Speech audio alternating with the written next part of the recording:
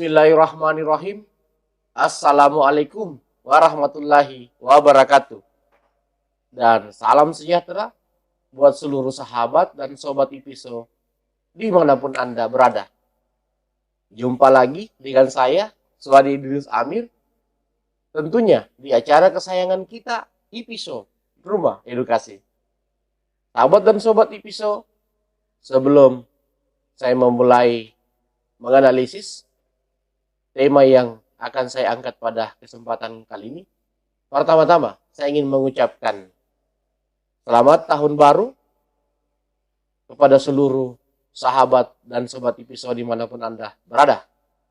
Semoga di tahun 2022 ini segala aktivitas makin dimudahkan dan sahabat dan sobat IPISO makin sehat selalu dan sukses menjalankan semua usaha dan aktivitas ibadah sahabat dan sobat IPISO dimanapun Anda berada. Baik, pada kesempatan kali ini saya kembali tampil sebagai Direktur Eksekutif PT Indeks Politika Indonesia (PTIP), lembaga survei dan konsultan politik yang saya pimpin, yang berpusat di Kota Makassar dan di Jakarta. Sahabat dan sobat IPISO, pada kesempatan kali ini saya ingin membahas dan membedah terkait pilkada Sopeng dan pilkada Sinjai. Saya ingin menganalisis perpolitikan di Sopeng dan Sinjai saat ini versi IP, Indeks Politika Indonesia. Baik, sahabat dan sobat IPISO, saya akan mulai dulu dari Sopeng. Pilkada Sopeng diperkirakan akan berjalan sangat seru, sangat dinamis, sangat ketat, karena tidak ada lagi sang petahana yang sangat kuat, yaitu Andi Kaswadi Rasak.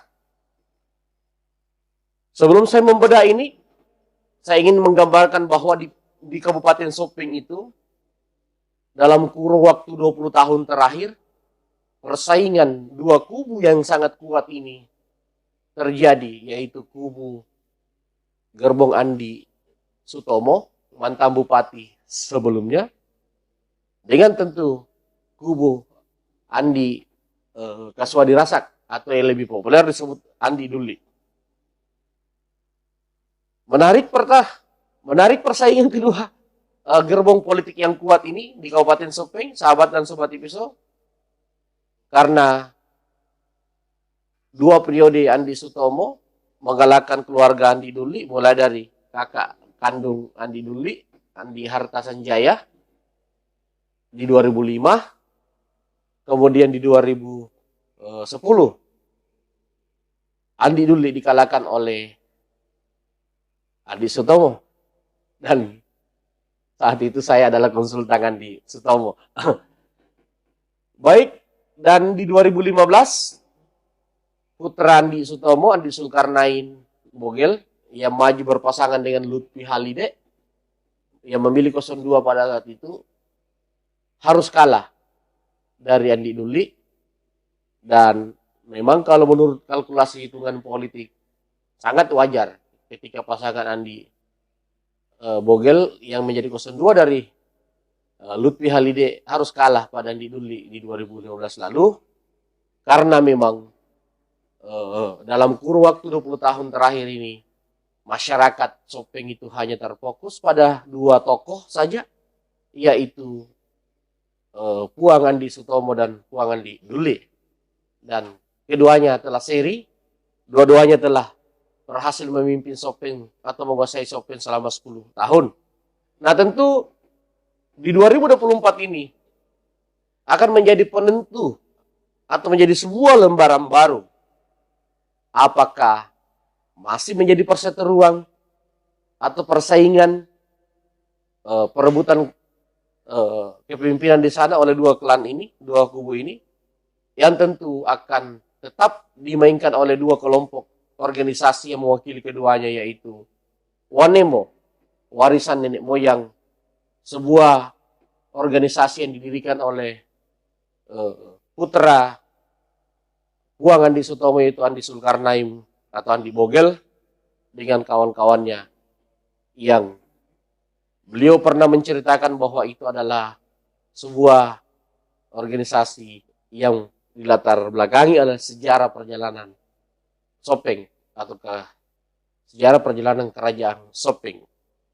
Begitupun di Kubuan di Duli identik dengan 72 community. Ini adalah tim yang sangat solid dan kuat, sama dengan Wanemo. Jadi keduanya ini kemungkinan besar akan memainkan peran-peran yang sangat strategis kembali untuk Pilkada Sopeng 2024. Apakah sebagai pemain langsung atau menjadi aktor langsung, atau menjadi aktor pendukung yang bisa membantu figur-figur tertentu memenangkan pertarungan di Kabupaten Sopeng.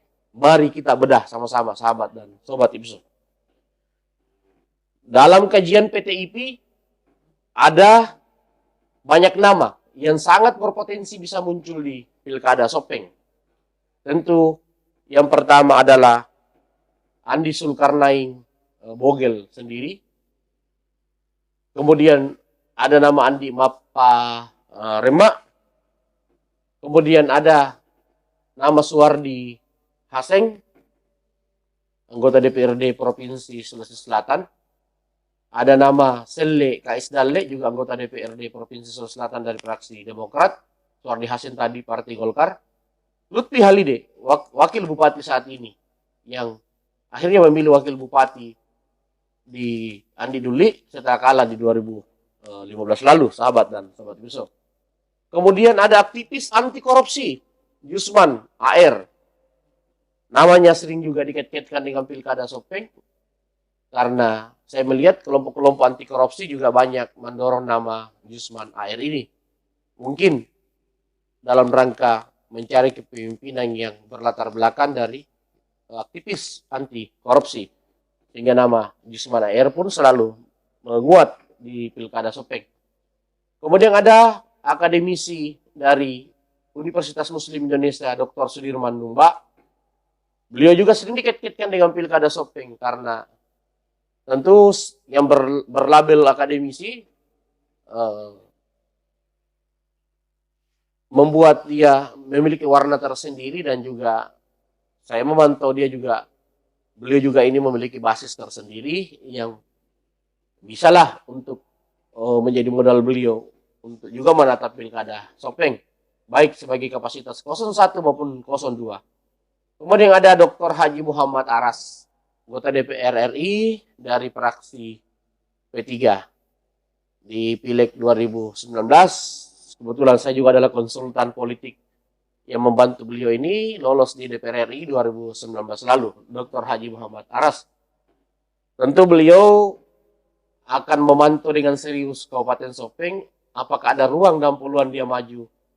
Namun tentu jika ruang dan peluang itu kecil, kemungkinan dia tetap akan maju di DPR RI.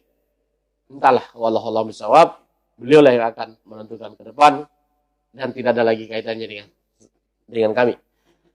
Kemudian ada nama Nur Hidayati Zainuddin, Ketua P3 Kabupaten Sopeng. Tentu ketika Dr. Haji Muhammad Aras tidak maju di Pilkada Sopeng, maka nama Andi Nur Hidayati Zainuddin bisa menjadi perwakilan P3 menatap Pilkada Sopeng, karena dia juga tergolong kuat, sudah 2 periode duduk di DPRD Provinsi Sulawesi Selatan mewakili Dapil Sopeng Wajo, dengan selalu lolos dengan predikat yang sangat memuaskan di DPRD Provinsi Sulawesi Selatan, sahabat dan sobat IPSO. Kemudian ada nama Dr. Andi Saharudin Adam, tentu Ketua DPRD Kabupaten Sopeng ini. Konon beredar kabar bahwa dia salah satu figur yang cukup dijagokan dan dipersiapkan oleh Andi Duli, Andi Kaswadi Rasa Bupati Sopeng. Entah apa benar atau tidak, mari kita lihat ke depan. Kemudian ada Andi Eti. Saya mengenal beliau sebagai nama Andi Eti dari Gerindra. Beliau ini juga tokoh perempuan senior dari birokrat berpindah menjadi anggota legislatif. Ini juga memiliki basis yang real, satu rumpun dengan Andi Zulkarnain Bogel. Tentu beliau sangat layak juga untuk diperhitungkan dalam kontestasi Pilkada Sopeng 2024. Ada nama Andi Ansari Mangkona. Beliau adalah juga adalah bangsawan Sopeng yang akhirnya terpilih menjadi anggota DPR Provinsi setelah sekian kali dia bertarung dan akhirnya menikmati namanya keberhasilan untuk lolos di DPRD Provinsi. Bahkan namanya pun dikait-kaitkan dengan perebutan wakil gubernur untuk menggantikan Andi Sudirman Sulaiman yang dia pangkat menggantikan Nurdin Abdullah menjadi gubernur Sulawesi Selatan. Kemudian ada nama Hussein Junaid, Bapilu PDIP Sulawesi Selatan ini pun dikait-kaitkan selalu dengan Pilkada Sopeng dan juga memiliki basis yang cukup real di Kabupaten Sopeng. Dan saya tetap memasukkan nama Andi Nurlinda Hasis sebagai tokoh perempuan yang pernah bersosialisasi di 2015. Tentu potensi-potensi tokoh perempuan ini, akademisi yang dikenal sebagai akademisi dan pengusaha ini, untuk tampil pun cukup terbuka, sahabat dan sobat Ibiso. Dan yang terakhir tentu adalah putra dari Bupati Andi Kaswadi itu sendiri. Entah dengan usia yang masih sangat muda, yang saat ini menjabat sebagai Ketua KMPI Kabupaten Sopeng, tentu untuk kapasitas sebagai 02 sudah sangat layak tampil dan muncul. Bahkan bisa saja dipaksakan oleh Andi Kaswadi untuk didorong 01, walaupun usianya masih sangat muda. Potensi ini sangat mungkin terjadi sesuai mungkin situasi politik yang Andi Kaswadi akan hitung secara matang. Karena Andi Kaswadi Rasak itu adalah seorang politisi senior yang pasti paham kapan harus memunculkan regenerasinya dan dalam posisi di mana dia harus memunculkannya agar regenerasinya bisa muncul dengan tepat, sahabat dan sobat Ibiso. Kembali pada analisis kita, seperti apa peran-peran Wanemo dan 72 mewarnai Pilkada Sopeng 2024? Andi Zulkarnain Bogel, kalau dilihat kondisinya saat ini, saya menduga-duga kemungkinan dia masih besar kemungkinan muncul sebagai 02. Namun tentu peluang dia untuk maju sebagai 01 juga cukup terbuka kalau keluarga besarnya dan seluruh jaringan timnya yang masih solid saat ini bersatu dan mendorong dia. Tentunya kalau kita melihat figur-figur yang mau maju di sana, hampir sama dan nyaris tidak ada di antara tokoh-tokoh yang saya lihat yang beredar namanya di sana ini memiliki keunggulan di atas yang lainnya, karena strata apalagi strata politik di sana saat ini itu dibawa ketokohan Andi Kaswadi Rasak dan Andi Sutomo. Dari nama-nama ini belum ada dalam kacamata IP yang bisa menyamai strata politik dari Andi Kaswadi dan Andi Sutomo atau menyamai ketokohannya, popularitas, asetabilitasnya, dan elektabilitasnya. Karena dari nama-nama yang saya sebutkan ini belum ada yang bisa memiliki elektoral atau elektabilitas sampai 20%. Semua masih rata-rata bermain di bawah 10%, bahkan masih bermain di bawah 15%.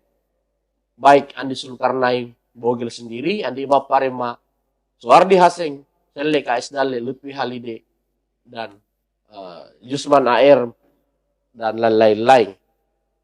Kenapa? Karena masyarakat Sopeng masih meraba-raba siapa yang harus mereka pilih setelah gerbong Sutomo yang diwakili Andi Sutomo sendiri 2 periode, gerbong Andi Duli yang diwakili Andi Duli sendiri. Nah, apakah di 2024 ketika misalnya gerbong Sutomo mendorong Andi Zulkarnain, kemudian Andi Duli mendorong putranya, anggaplah kalau mereka maju masing-masing 01, maka tentu pilkada Sopeng masih akan diwarnai oleh keduanya. Dan mari kita bedah, adakah peluang poros-poros ketiga dan keempat muncul?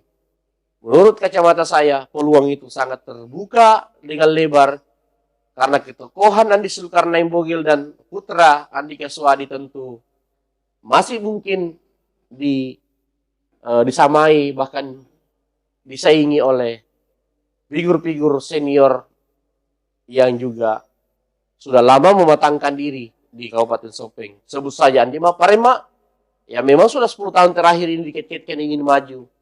Namun ini mungkin momentum yang tepat dia untuk betul-betul mewujudkan impiannya untuk maju. Dan Sele KS Dalle pun setelah 2 periode menjadi anggota DPRD Provinsi Sulawesi Selatan, Dapil Sopeng Wajo, inilah momentum dia juga untuk muncul. Begitupun Yusman AR, ini pun adalah momentum dia untuk muncul. Dan begitupun Pak Suwardi Haseng dari Golkar, atau disebut kelompok 46. Sorry dia. Lutfi Halide sendiri ya bisa kuat bisa tidak, karena posisi dia sebagai wakil bupati saat ini menurut saya bukan jaminan bahwa dia akan menjadi figur yang kuat di sana, karena di Sopeng itu ada tradisi yang masih harus dikaji secara mendalam. Patrialisme yang masih sangat kuat di Sopeng itu harus dipecahkan oleh Lutfi Halide. Saya melihat kepemimpinan di Sopeng masih diwarnai dengan darah kebangsawanan. Entah ini apakah ada antitesa dari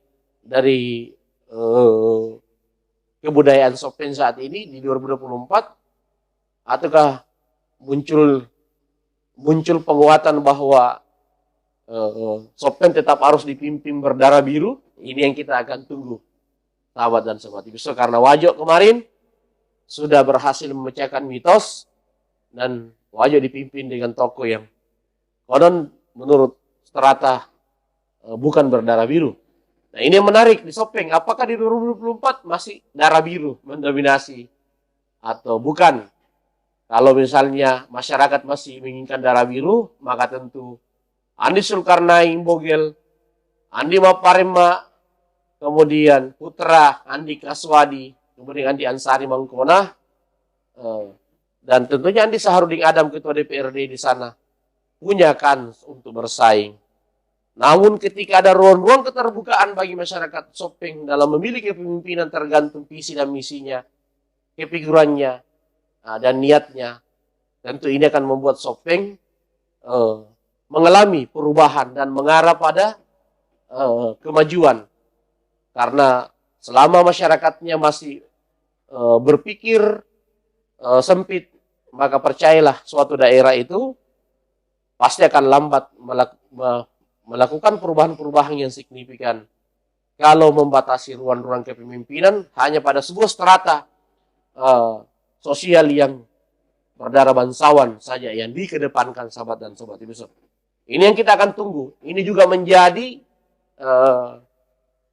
kajian kami di PTIP dalam melihat pilkada Sopeng. Karena Sopeng itu dengan Bone tidak bisa dipisahkan, karena sejarah kerajaan Sopeng dan Bone itu adalah sejarah satu telur, istilahnya satu kakek, satu orang tua. Tidak bisa dipisahkan, sehingga budaya Sopeng dan Bone itu ya sampai hari ini tidak bisa dipisahkan, sahabat dan sobat Ibiso, khususnya dalam memilih kepemimpinan. Mari kita bedah. Kalau misalnya Andi Maparema maju, tentu peluang Andi Maparema maju menurut saya paling besar. Kenapa? Karena PDIP adalah partai penguasa di 2024. Kekuatan PDIP sangat kuat dalam mengontrol perhelatan pilkada, karena PLT gubernur kemungkinan besar akan berasal dari gerbong PDIP, sehingga PLT gubernur ini bisa mengintervensi semua pilkada di Sulawesi Selatan, dan ini menguntungkan Andi Maparema sebagai kader PDIP dan ketua PDIP di Kabupaten Sopeng. Tentu hal yang sama juga berlaku bagi Andi Ansari Mangkona dan juga Bapak Husain Junaid, sahabat dan sobat IPSO. Dari Golkar sendiri, ini yang menarik. Di Golkar sendiri ini terjadi persaingan yang cukup sengit nanti di internal mereka karena Pak Suwardi Hasen dan Andi Saharudin Adam juga ini adalah kader Golkar yang menurut kajian saya mereka berdua serius menatap pilkada Sopeng. Yang menarik, siapa yang beruntung nanti bisa mendapatkan dukungan dari Andi Dulit sebagai kingmaker yang akan menjadi motor dan roh Partai Golkar di sana dalam memenangkan pilkada. Saya membaca kemungkinan besar Andi Dulit akan mendukung calon yang putranya ada di calon itu. Artinya mungkin kajian saya sampai hari ini atau kajian PTIP, kemungkinan besar Andi Dulit akan mendorong putranya sebagai 02. Baik itu mempasangkan antara Golkar, baik itu mempasangkan dengan Andi Saharudin Adam atau dengan Pak Suwardi Hasen dengan putranya. Bahkan mungkin saja ada tadi yang belum saya sebutkan, anggota DPR RI dari fraksi Golkar yang putra Sopeng, Pak Supriyansa, ditarik kembali ke Sopeng untuk dijadikan bupati berpasangan dengan putra Andi Dulit. Andi Dulit maju ke DPR RI menggantikan Supriyansa. Potensi itu sangat mungkin dan masih mungkin sangat terjadi, sahabat dan sobat IPSO. Kemudian tentu Adi Zulkarnain Bogel ini akan bersaing dengan Lutfi Halide dari Nasdem. Selama dipimpin Adi Zulkarnain Bogel, Nasdem di sana dari 1 kursi menjadi 5 kursi, sebuah prestasi yang sangat luar biasa dari Adi Zulkarnain Bogel. Nah, ini bisa menjadi modal Adi Zulkarnain Bogel untuk diprioritaskan di Sopeng. Saya tidak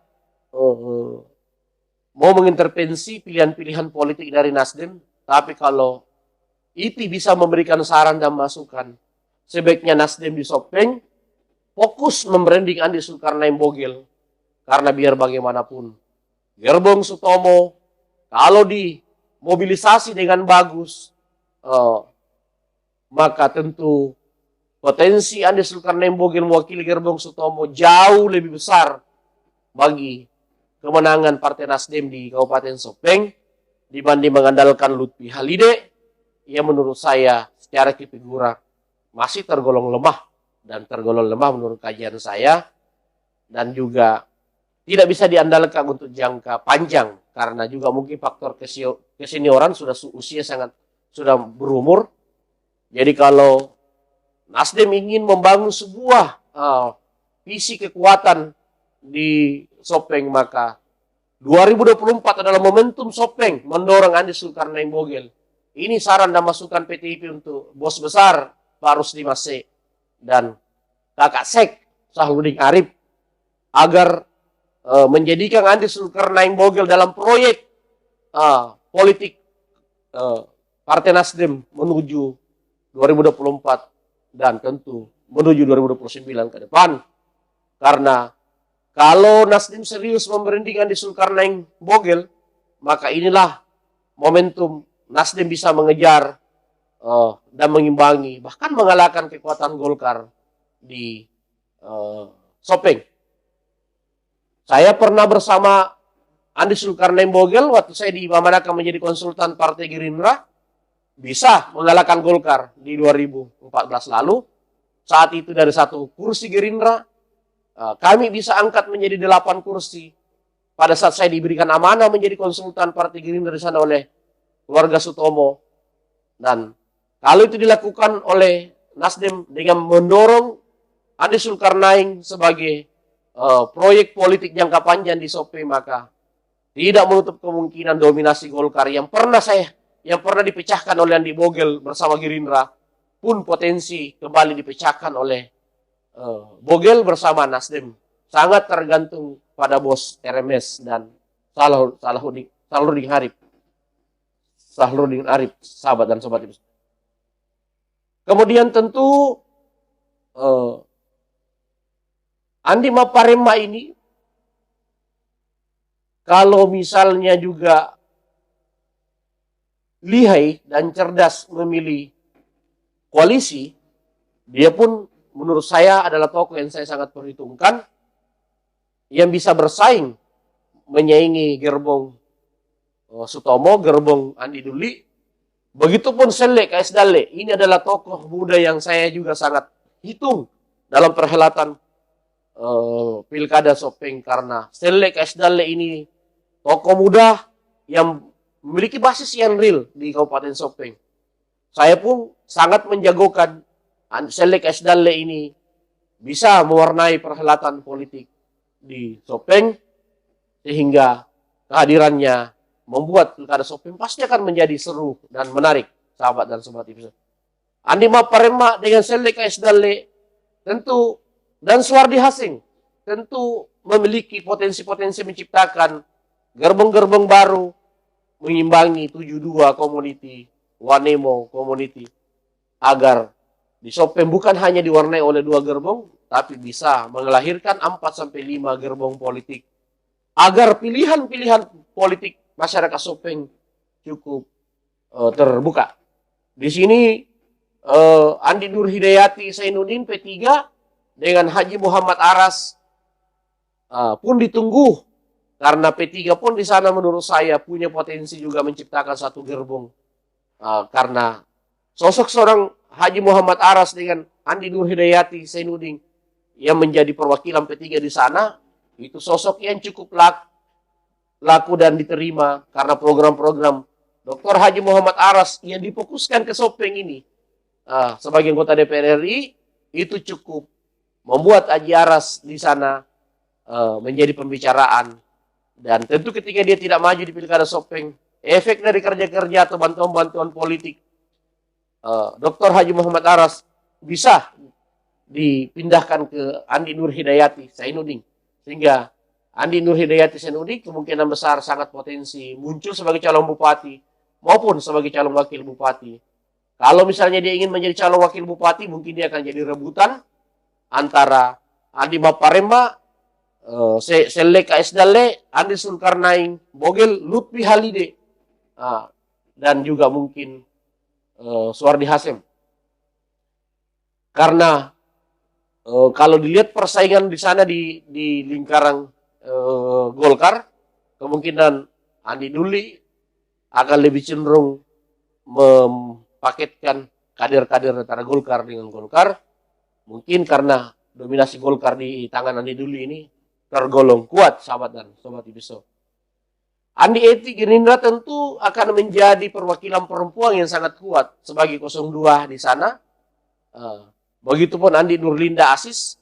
Menarik di sini karena ada 3 tokoh perempuan di sana mewakili gender. Andi Eti Gerindra sama-sama tokoh perempuan yang memiliki basis anggota DPRD provinsi.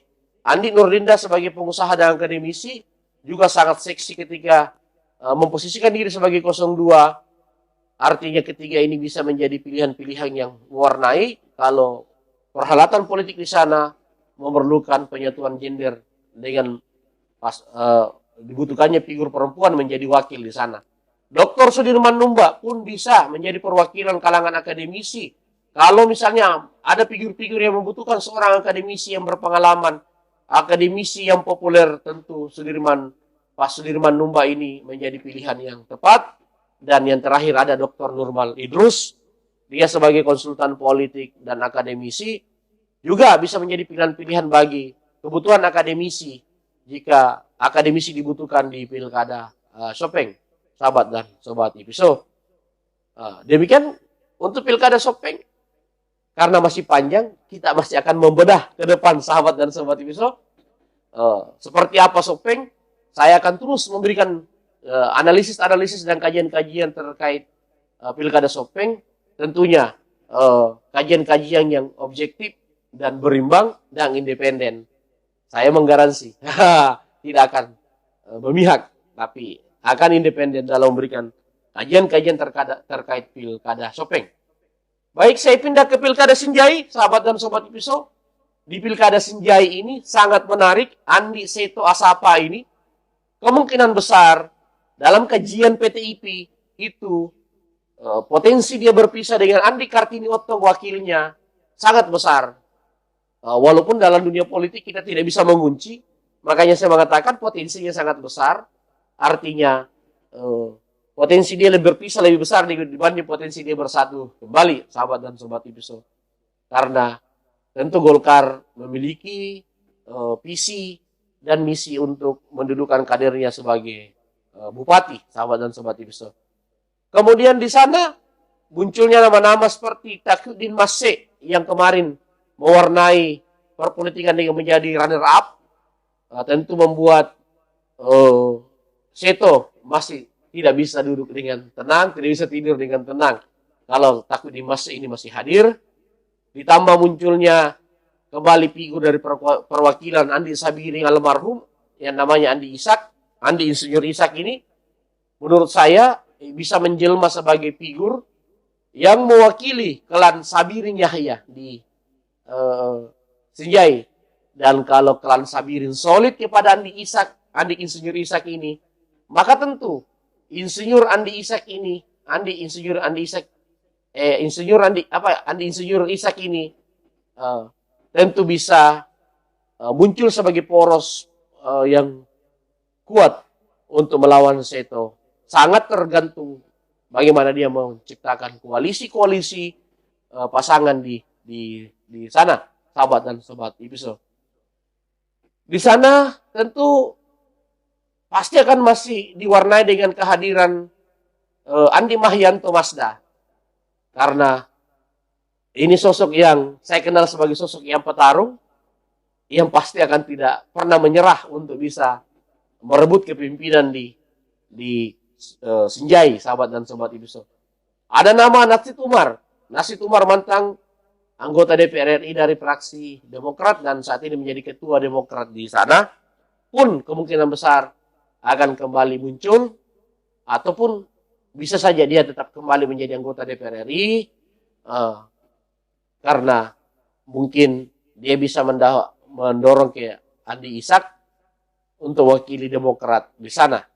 Karena kalau dilihat gerbong Sabiring, memang pilihan gerbong Sabiring lebih cenderung ke Andi Ishak ini dibanding Nasid Umar.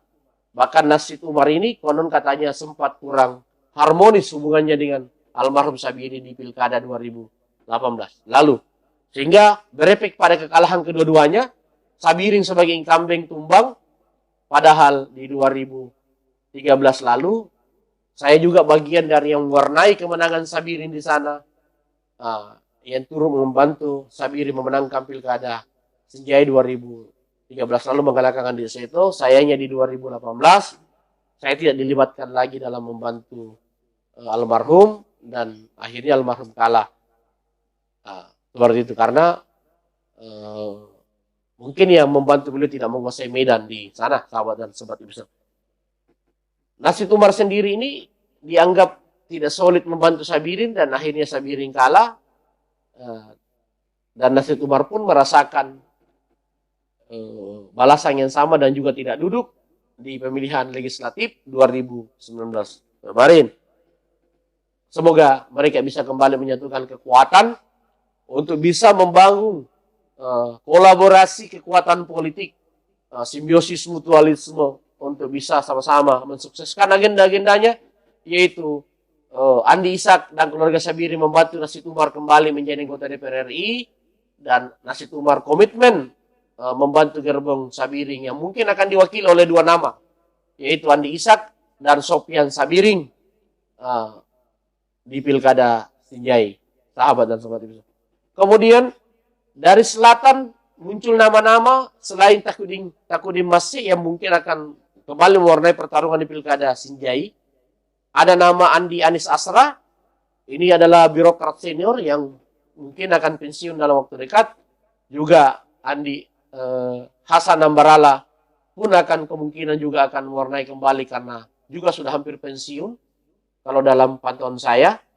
Dan tentu kedua-duanya ini sebagai tokoh yang memiliki basis yang real di Sinjai Selatan patut diperhitungkan di Pilkada Sinjai, sahabat dan sobat episode.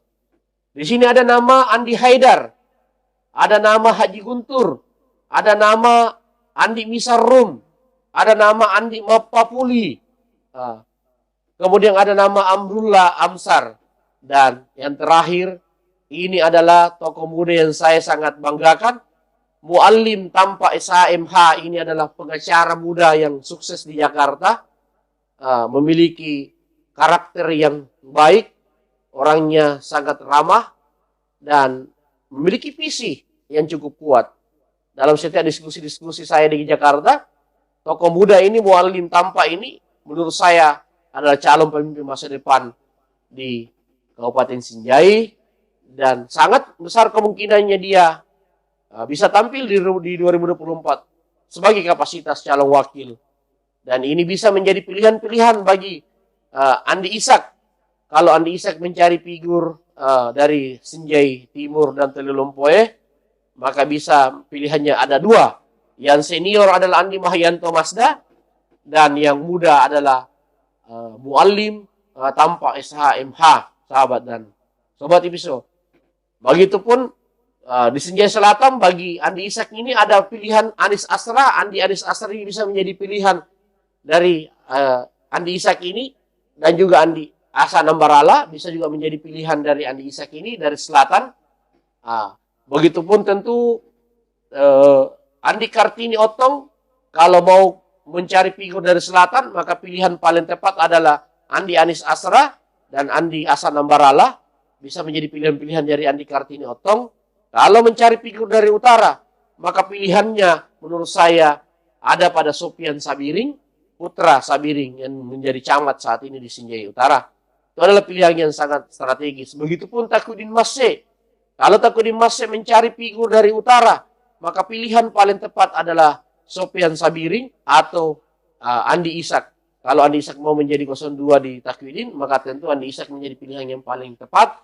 Kalau tidak mau, maka Sopian Sabiring bisa menjadi pilihan yang tepat, sahabat dan sobat Episo. Andi Seto sendiri menurut saya sebagai petahana tentu memiliki banyak pilihan-pilihan dalam menentukan wakilnya ke depan. Tentu sangat tergantung situasi politik dan seperti apa peluang-peluang figur yang ingin maju di sana mendapatkan ruang untuk bertarung. Tentu bagi Seto sebagai petahana sangat diuntungkan dengan pilihan-pilihan, karena Seto dengan semua figur yang ada di nama-nama ini cocok dengannya, karena sebagai petahana itu dia cukup diringankan dalam menentukan geopolitik. Namun tentu Seto harus sangat memperhatikan geopolitik di sana, karena pengaruh selatan dan utara masih sangat kuat dalam Pilkada Sinjai, karena kedua daerah ini pemilik DPT terbesar di Kabupaten Sinjai.